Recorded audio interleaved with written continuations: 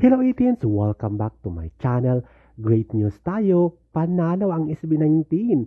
Ang nakatunggali nila ay si Jimin, member ng BTS, at ang member ng One Direction na si Louis Tomlinson.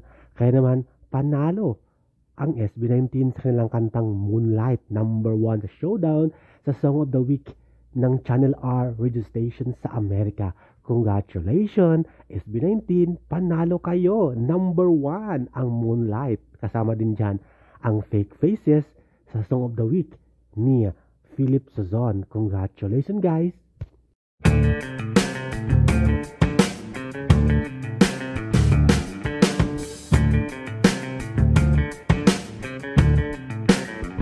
Thank you for watching, guys. See you in the next video and update. Please like and subscribe to my channel. Keep watching. God bless everyone, and always remember, be yourself and be a good one.